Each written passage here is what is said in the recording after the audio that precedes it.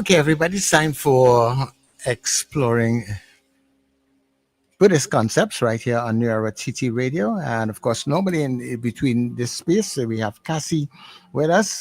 Kasi is recuperating after his surgery, and we do wish him a speedy recovery at that too. Of course, we have folks filling in for him. And of course, Julian is filling in for Kasi today. So, Julian, good morning to you. Oh, let me unmute you.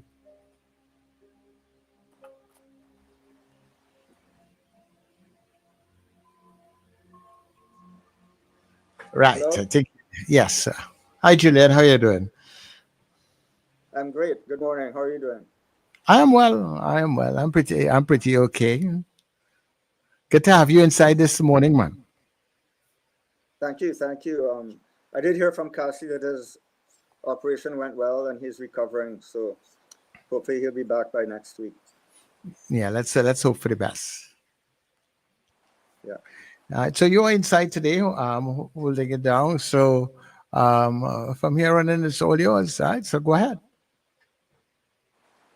Okay. Thank you. So what I decided to talk about today is a subject I've been actually teaching a course online over the last 4 weeks on Buddhism on the topic of reincarnation. So I thought that since it's fresh in my mind, I could talk about that today. I know a lot of people have questions about reincarnation and rebirth, what happens after you die. And according to different traditions, there are quite different belief systems about it. And in Buddhism, and similar to most of the Eastern religions like Hinduism, and I think Taoism as well, that they believe that when we die, that's not the end. First of all, it's not the end. Like an atheist would believe that that's it, nothing more. Or other traditions where you go to a kind of a permanent, eternal resting place, usually either in heaven or in hell, depending on how you what your behavior is like in this life. But in the Eastern religions, I guess the main thing they believe is that the mind or the consciousness is not linked entirely to the body. Like in Western science, they often assume that everything to do with the mind is brain function, that it's only the brain that creates mental activity and mental, experience.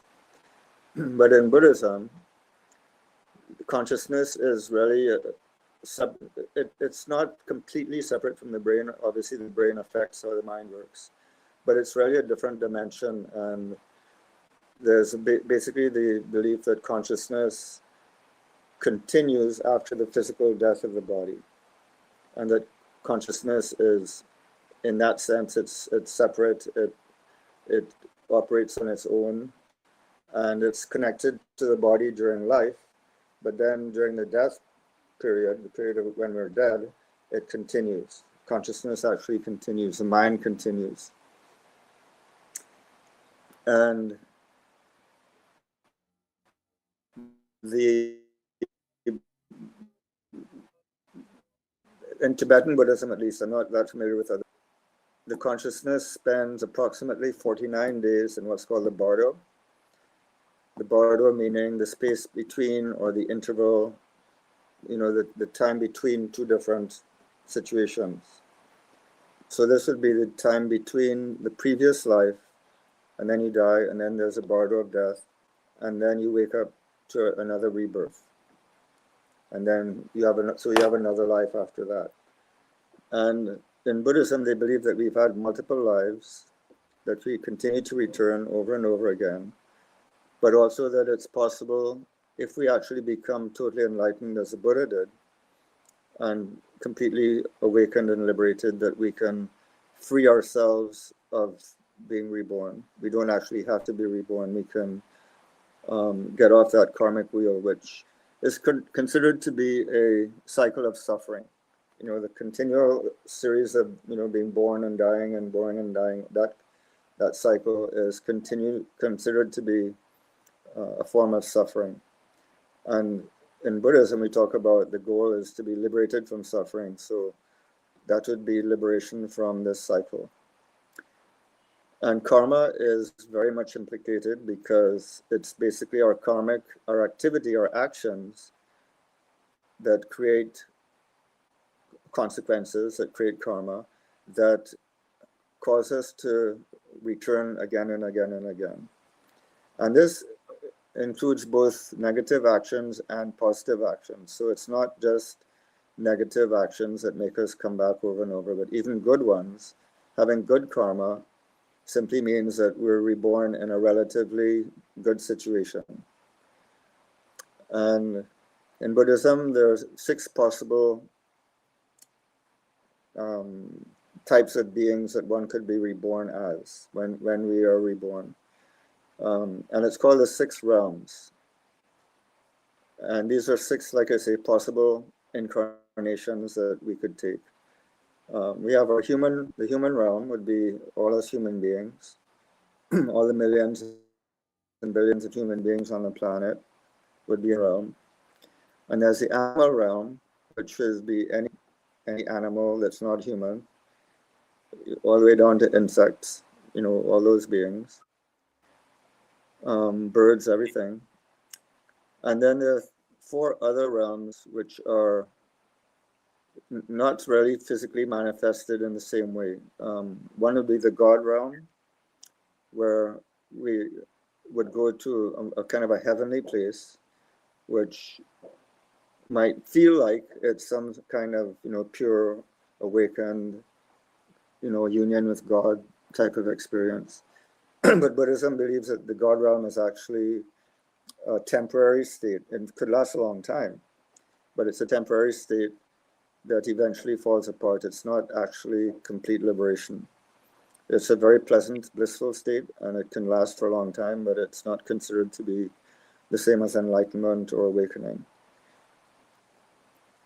Then there's a jealous God realm, which would be beings that wish they were in the God realm and are striving for that, and are very, very competitive and competing and, making every effort to get to the top, get to the best, get to be number one.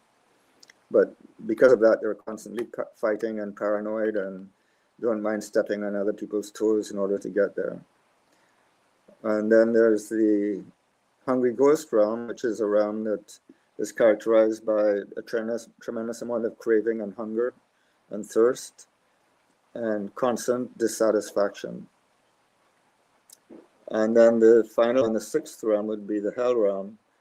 So there's some equivalence here between, the other religions and Buddhism in terms of there being a heavenly realm and a hell realm. The hell realm would be where those beings go that have been extremely cruel, extremely violent, harming a lot of other people. That they would go in that next life to the hell realm. So that's kind of in a nutshell. Those are the 6 possibilities in terms of reincarnation and rebirth. So, as I said, the average length of time that one would spend in the bardo of death, that in-between state, would be approximately 49 days, 7 weeks. But it can vary quite a bit, anywhere between 1 or 2 weeks to the possibility of, like with a ghost, for example, a being is not ready or does not want to or cannot let go of the previous life and lingers and hovers in the limbo indefinitely and does not, become embodied, at least for a very long time, in another rebirth. If anybody has any questions as we go on, that's fine. Karma in Buddhism is based on our actions that have consequences. So if any good, compassionate, kind action that we have will have good consequences. Any negative action will have negative consequences, whether it be killing or stealing or lying, different things that we could do that are not ethical or harmful. that will come back at some point. But in Buddhism, there's a specific caveat to that, is that intention is the main force behind karma. It's only really intentional actions that have karmic consequences. So if we accidentally, are driving and we accidentally run over a dog or something like that, and it's not intent, the karma would be much less than if we intentionally drove over the dog and tried to hit it, for example. Things like that. So also, if we say something that's not true, but we believe that it's true, it's not an intentional lie. It's so that would not have the same consequences as if we were intentionally saying things that were true. So the interesting thing about the bardo of death, there are three phases of it. The first is the bardo of dying, then what's called the bardo of data, and then the third one is the bardo of becoming, which would be the period right before we were reborn. So it's the kind of preparation for the next birth. And one of the interesting things to me about this bardo is that it very much is paralleled by the experience to be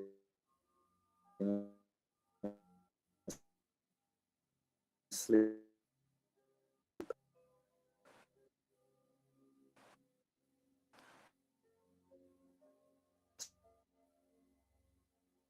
So in Buddhism,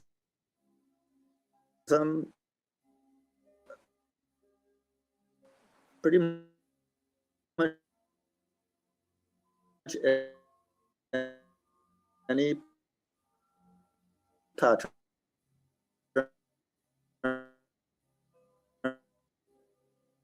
or any anything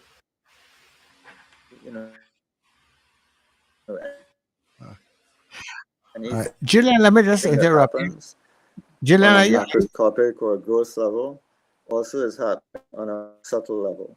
It's basically patterns, it's parallel. It could be similar to being actually dying, and yet the actual moment of falling asleep is very similar psychologically to the moment of dying.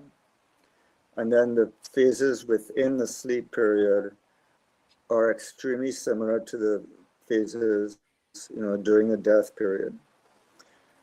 And this is a belief system, but it's not entirely theoretical. There's a All right, Julian, called the Julian, Tibetan are you Buddhist, hearing me? All right, Julian, are you hearing me? Yeah, yeah. Julian, are you hearing me? You're Charles? having I was saying you're having a little internet problem with that it's falling out a little bit. What I would do to save the bandwidth, if you probably come off of the camera and just use the microphone, and let's see if we could save a little bit of the bandwidth there. Because the internet just dropping a little bit, I suppose, from where you are at.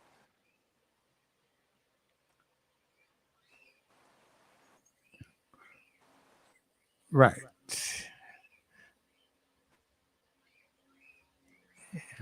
Yeah, yeah, and just leave the microphone alone and you just mute Yes. the. Right, go Yes. ahead. Right, go ahead. I'm hearing you. Go Me? ahead. Yeah, go ahead. Yeah, yeah, I'm hearing you. Go ahead, Julian.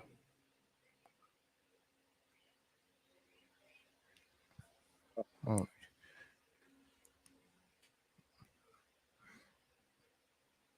yeah, Jan is having a little internet problems there. Um, Okay. yeah, are you hearing me any better, Julian?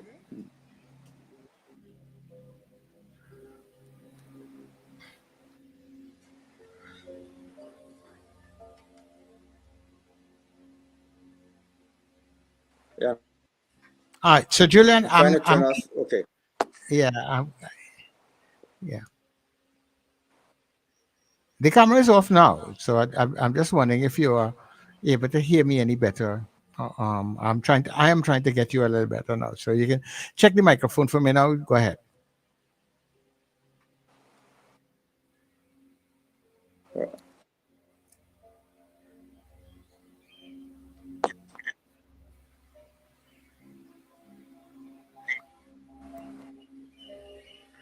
Okay. Right, go ahead.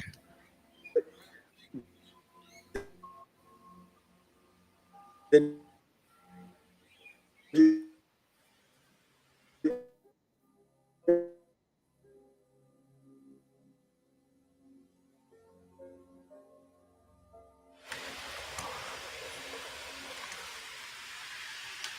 did you hear most of what?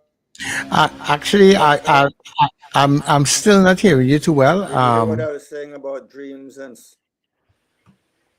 I'm now hearing you. If so, so go ahead. Let me see how it's connecting. Go ahead from there. um? Just go over what you've been saying, and let's try it from there again.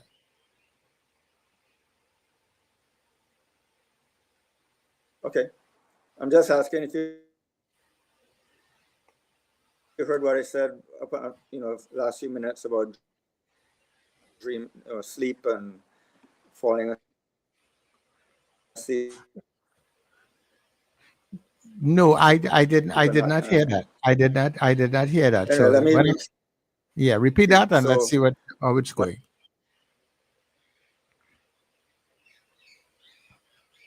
it's not coming through.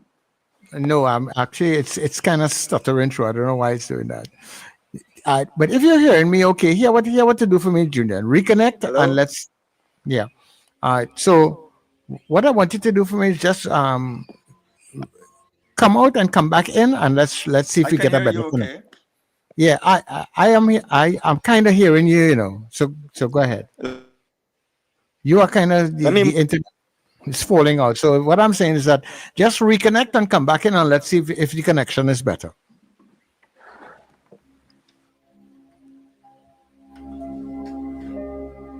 can you hear me now?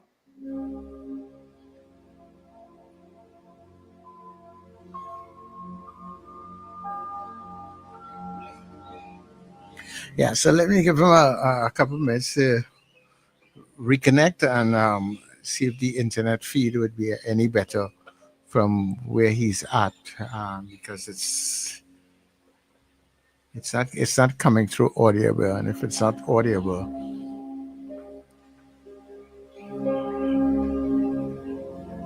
but I know for some people according to where they are at located right now, internet seems to be giving a lot of problems in some areas, especially southern and eastern, north, yeah, southeastern Trinidad. We're getting some problems in those areas.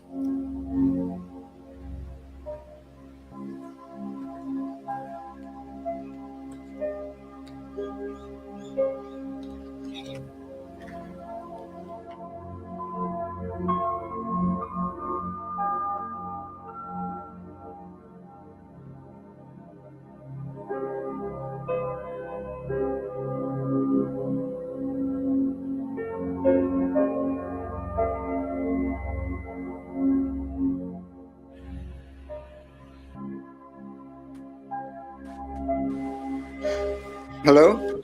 All right, so let's see if this is any better. Julian, are you hearing me? I can hear you. Okay, good. And Can you hear me? yes, I'm hearing you a lot better now. So go ahead.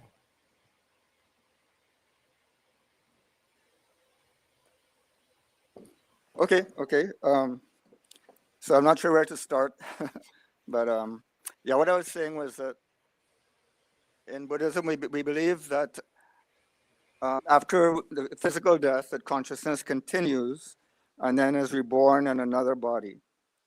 So the consciousness continues. So there's a period when we're dead that the consciousness is still operating. Um, and this it's a belief system in Buddhism that we are reincarnated and that our consciousness continues in that in-between state, which is called a bardo. But it's not entirely theoretical. There's a book called the Tibetan Book of the Dead, which was written by somebody who actually consciously went through this period of, being reborn, of going through the bardo and then being reborn again with awareness, with consciousness, and actually wrote down very, very detailed instructions for how to go through, how to navigate the bardo, the period of between life and death and rebirth. So what I was trying to say was that in Buddhism, there are a lot of parallels between things that happen on a gross level or physical level and things that happen on a more subtle level. And so the one example would be when we go to sleep. When we're asleep at night, the period of being asleep is very, very similar to the period of when we're dead, when we're dead and consciousness is continuing. And so the actual dying process is very similar psychologically to falling asleep. After that, there's a period where we kind of blank out and it's extremely deep sleep and we're mostly unconscious. And then there's a period of dream, REM sleep, which is in terms of relation to the period when we're dead. It's the period before we were being reborn. The REM sleep period happens, right before you wake up, basically. And waking up would be, corresponding to being reborn again, psychologically. And so the Tibetans have a lot of practices, during the lifetime, preparing themselves for death by working with the dream state, the falling asleep, the dream state, and then waking up state, because of those parallels. And so, for example, there's a practice called dream yoga, or in Western psychology, it's called lucid dreaming, where we practice when we're in the middle of a dream. We train our minds to actually have awareness, be aware, even though we're asleep, to be aware that we're dreaming when we're in the middle of a dream. And that would be analogous to, when we're dead, to actually being aware that we're dead and being conscious of it and waking up and having awareness during that period. So like in lucid dreaming, for example, I had a dream once where I dreamt that I was falling off a cliff. It's a huge tall cliff and I was falling presumably to my death, this long, long way to fall. And at some point during the fall, I didn't wake up as being awake, but I became aware that I was dreaming. I became lucid that I was dreaming. And in that moment of being lucid, you can actually change the direction of the dream. You can say, oh, I don't need to crash and fall, I can fly. And that's what happened is I just flew away. I was able to fly away from that situation. And so there are lots of situations in a dream where if you're lucid, if you have that awareness, for example, if you're being chased by a monster, you can, say, oh, this is a dream. And you can turn and face the monster and confront it, and it will basically evaporate in front of you. It'll lose its power. So this is an example of, some of the practices we do in our lifetime to prepare ourselves for death. Also, trying to develop, cultivate our awareness as we're falling asleep and maintain that awareness, to see if we can actually be aware of the moment of falling asleep, or when we wake up the next morning, being aware of that, that we're going from sleep to being awake and that transition. Also being aware of any transition that we go through in life and seeing it as a practice of really bringing attention and awareness to any transition. Because these transitions, what they do is that they poke into the kind of the balloon or the bubble that we've created in terms of our identity. We identify with, being in this relationship, having this job, having this family, and that our whole identity can be based on that. So if, say, our partner dies, or we lose our job, or we break it, our partner leaves us, suddenly there's this like total falling apart of our identity, and we're left kind of like, oh, who am I now? And so that that kind of questioning or interruption of the natural process of believing in who we are as a certain identity falls apart, and we're much more open and available to accessing a deeper self, a deeper sense of who we are at that point. So any kind of transition like that is, although they can be very unpleasant, there are also opportunities to wake up. Okay, so that was mostly what I had to say. Are there any questions?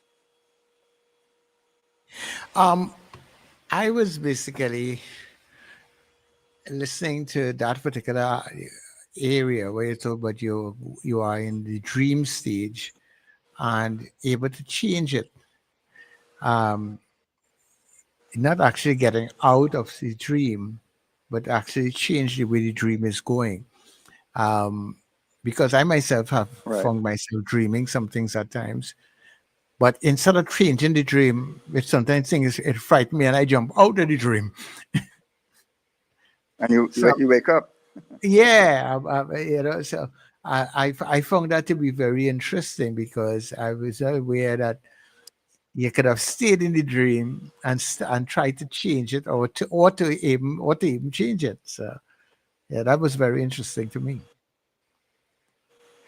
But it actually takes training to be able to do that. I mean, sometimes it happens spontaneously, like where I've had it's called a lucid dream, where you're actually, even though you're still asleep, you don't wake up, you're still asleep, but you're aware that you're dreaming.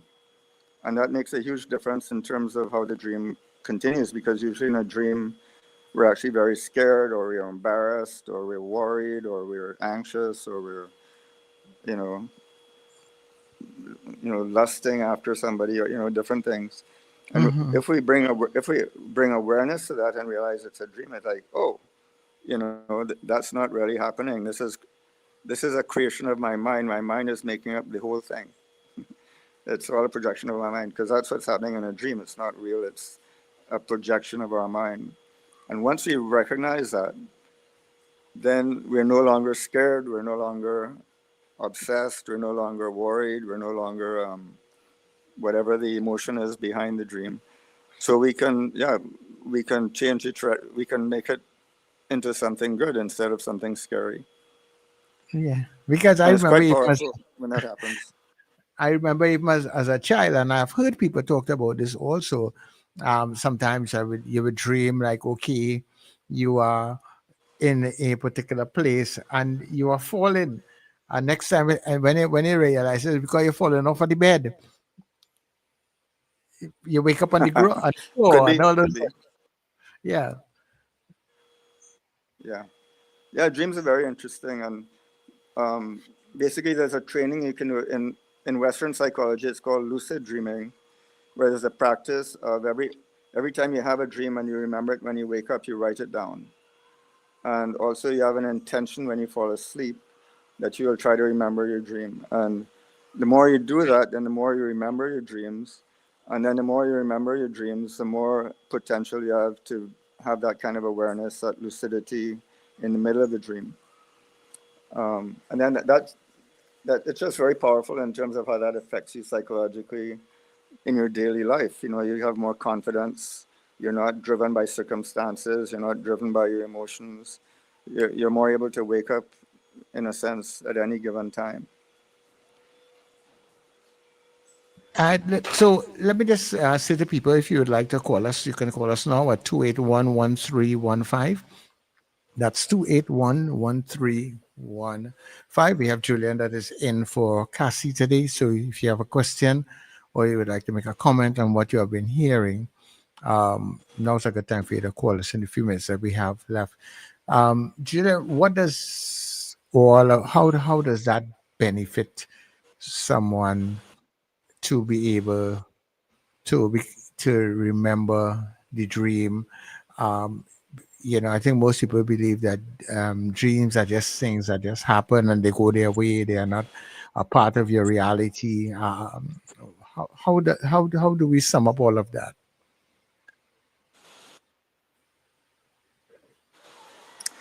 Well, the issue is that when we're dreaming, we believe that it's real.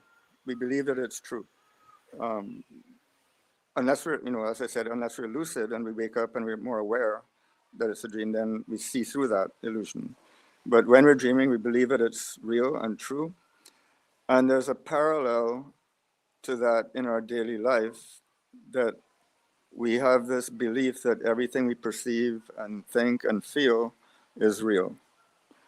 And according to Buddhism, that's all an illusion. That it's not like a dream where the entire thing is created by your mind, but in Buddhism, during our waking life, the idea is that most of what we experience is a creation of our mind. It's an interpretation, it's a version, it's something that we kind of project onto reality. We don't see reality as it is, we see it through our projection. And so the Uh, more we can practice that in lucid dreaming, of being aware that this is a dream, the more that we're able in our daily life to recognize kind of, a lot of this is a creativity, that they're doing something. And we have this whole thing going on that they're cheating on us or something, which is pretty often just out of our own jealousy, our own insecurity, and we project mhm. it onto that person. It's not actually happening. So Uh, there are lots of times when we can have this kind of wake up moment of like, oh, wait a minute. This is my mind coming up with all this stuff. It's not actually necessarily happening in real life. Because so much of what we believe is going on is based on our emotions and our thinking. right. And Right. it's not based on actual reality. All right. Hold 1 minute there for me, Julian. Mr. Hotep, good morning. Hi, good day, everybody. Um, nice program. Uh, I could say a lot on this, but let me just ask him to develop on a particular point. In passing, I heard him earlier mention the karmic cycle of rebirth in relation to karma. And I would like to know how his concept of Buddhism views that in relation to the karmic cycles of other religions, in relation to the caste system. I want to know how you develop, how you want to explain that. Because, in one culture, the karmic cycles determines your caste. And I don't think everybody adheres to that. So how is he viewing that? And how is he going to explain that? And I will just hang up and listen. Okay, no problem.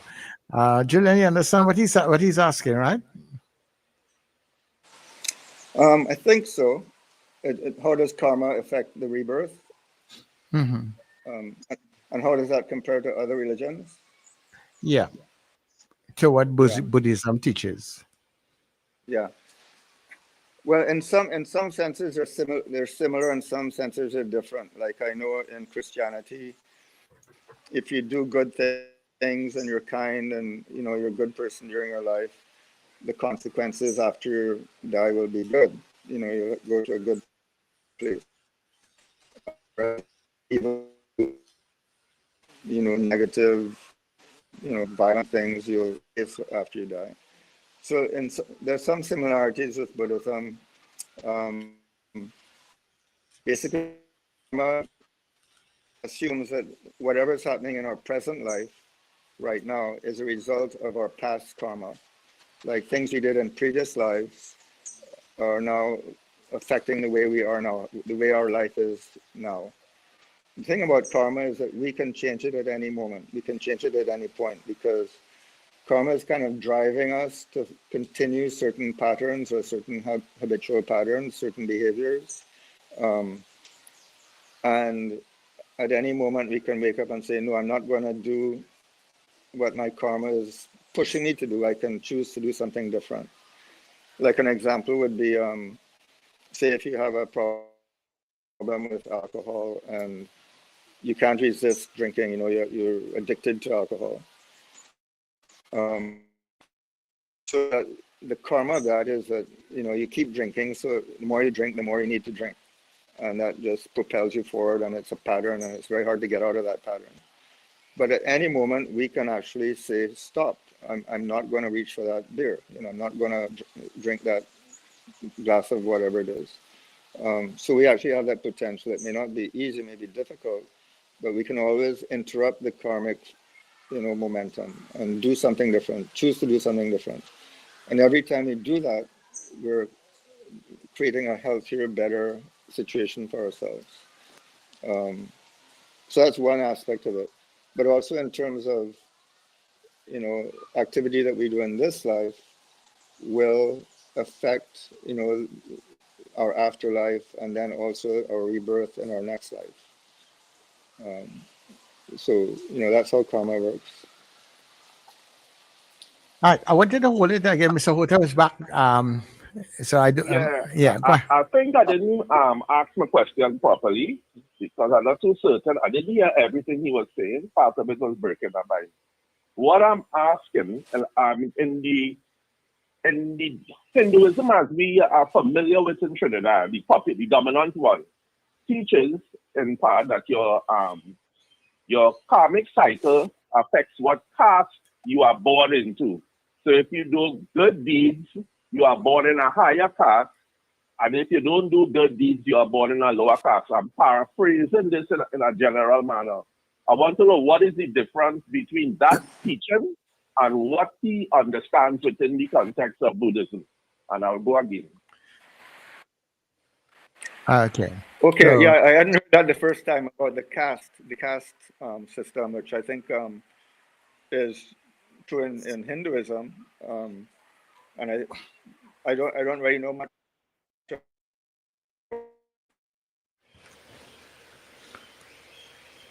okay, Julian, I kind of lost you there. Okay. All right, Julian, are you hearing me? Okay. I In lost a him. war zone, you're not in a All very, right. very, Yeah, horrific Julian. situation. Yeah, I kind of lost everything. If You're in you a what that you relatively was. good situation. Yeah. Yeah, I everything that you probably would have said there, I lost. So can I ask you to repeat what You you couldn't hear me? just said? No, I didn't hear you. I kind of lost you.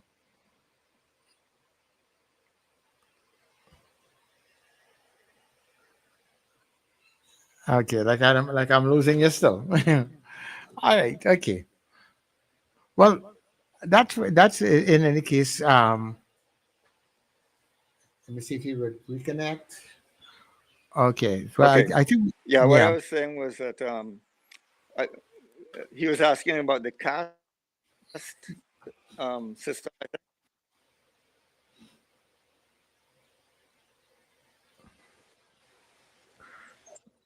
But he was asking about the caste.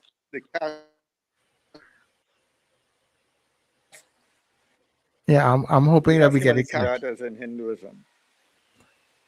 Did you hear Yeah. that? Yeah. And how does it, equate? I think more or less to Buddhism. Yeah, yeah, I'm not an expert on that, but in Buddhism, there's not that much associated with the caste system as in Hinduism. I think that's very important in Hinduism, but in Buddhism, um, they don't talk that much about the caste system, at least not in the modern world. It may have been true historically, but in Buddhism, if you have good karma, it means that you would be born into a good situation, what's called a well-favored situation, where you're not, you have food and you have a home, and or you have you're not starving, you're not in a very extreme situation, you're not in the middle of a war zone. So you're in a relatively good situation that you can practice and do spiritual practice. So that would be the effect of good karma. All Did you right. hear Well, any of that?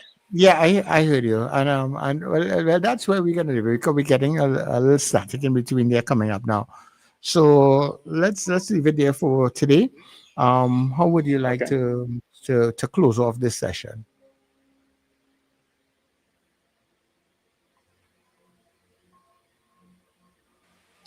Well, I'd like to thank you for hosting, and I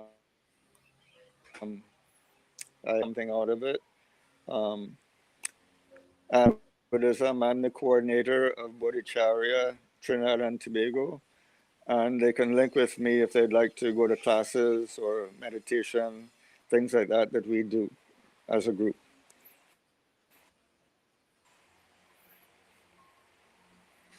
Okay, and how do they go about doing that?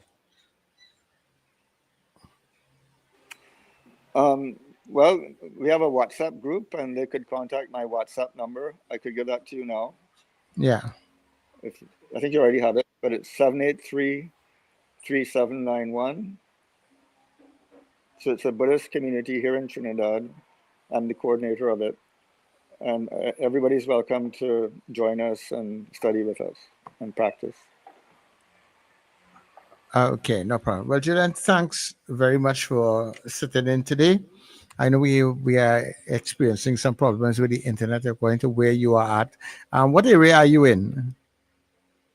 I'm in St. Anne's, but it could be the weather. You know, there's a weather alert today that's causing a lot of problems. Yeah, yeah. Okay, no It could be problem. something to do with that. I know in St. Anne's. Okay, Well, well, thank you very much. and thanks for being here also, and thanks for sharing with us this morning. People, that's Julian sitting in for Kasi today, and this has Okay, been bye for now. Exploring Buddhist Concepts. May I be filled with loving kindness. May I be well.